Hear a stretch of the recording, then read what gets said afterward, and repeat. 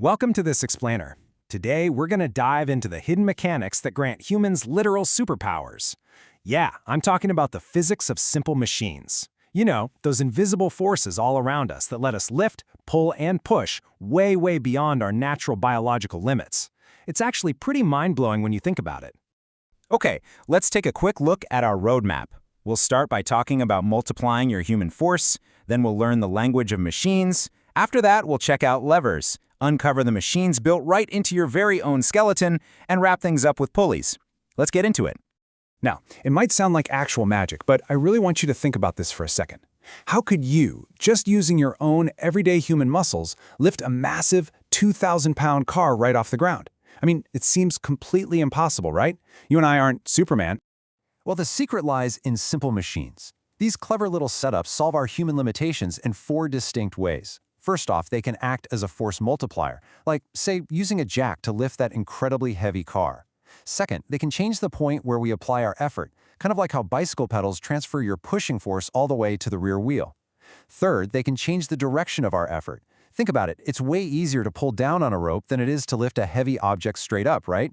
And finally, they can give us a massive gain in speed, like using a long oar to propel a boat super quickly through the water. Section 2. The language of machines. To truly understand our mechanical superpowers, we first need to learn their secret mathematical language. Don't worry, it's pretty straightforward. Every single physical task we do really just boils down to 2 main characters. On one side, we have the load, labeled L. This is the stubborn, opposing force we're trying to overcome. The heavy box, the tight nut, the weight of that car. And on the other side is effort, labeled E. This is the actual physical force you put into the machine to get that load moving. So the absolute most crucial concept here is mechanical advantage, or MA for short. This is just a simple ratio of the load to the effort.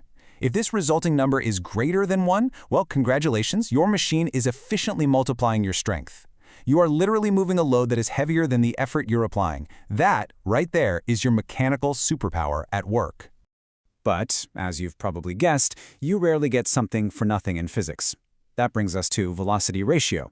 This basically tells us how far or how fast we have to move our end of the machine compared to how far the heavy object actually travels. See, to multiply your force, you generally have to apply your effort over a much, much greater distance. Now, in a perfect, mathematically ideal world, our machines would be 100% efficient. But in the real world, an actual machine might only give you, say, 80% useful output energy. So where does the other 20% go? Friction. Those moving parts rub together, which literally steals some of our effort and turns it into heat. It's basically an unavoidable tax on our mechanical superpower. Section 3. Levers, the ultimate balancers. It's time to meet our first specific cast of characters and see how just a rigid bar and a single pivot point can literally change the world. We categorize levers into 3 distinct classes, and it's based entirely on what sits right in the middle of the setup. It's all about relative positions. Class 1 puts the fulcrum, that's the pivot point, in the middle. Class 2 puts the heavy object, or the load, in the middle. And Class 3 puts your hands, the effort, right in the middle. Let's look closer. In Class 1 levers, think scissors, pliers, or a classic playground seesaw, the pivot is dead in the center. Now, depending on how long the handles are compared to the working end, these can act as either a force multiplier or a speed multiplier. A really long handle gives you massive force, while a shorter handle gives you way greater speed.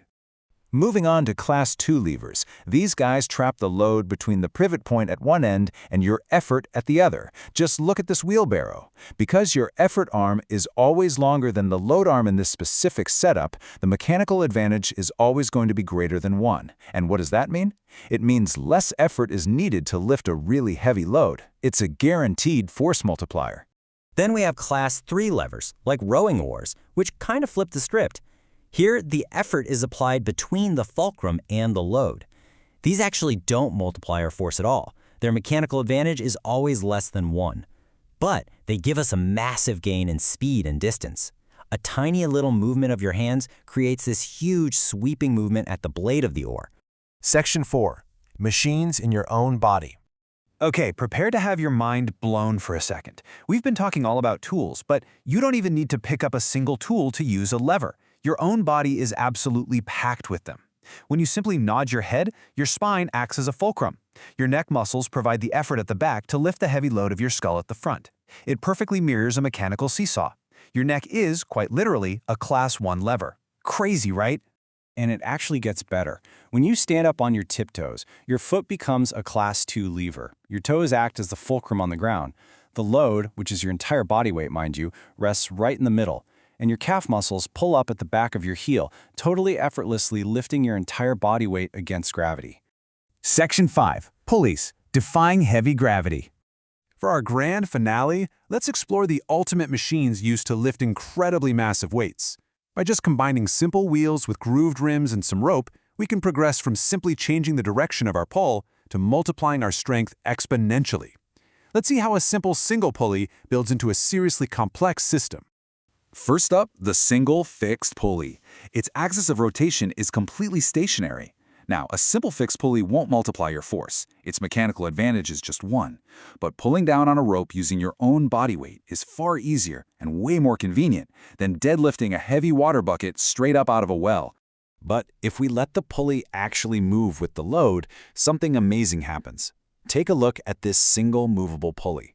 The weight is now shared across two distinct rope segments, one attached to a fixed support and the other attached to you. This instantly cuts the effort we need to supply right in half. It's a true force multiplier, giving us a mechanical advantage of 2.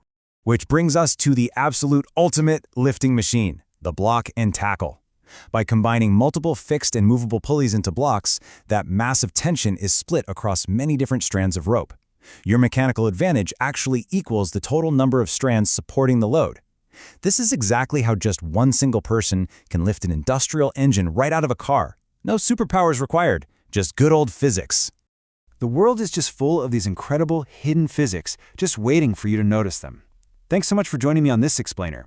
So I want to leave you with this. The next time you open a heavy door, use a pair of scissors, or even just nod your head, ask yourself, which mechanical superpower am I using right now?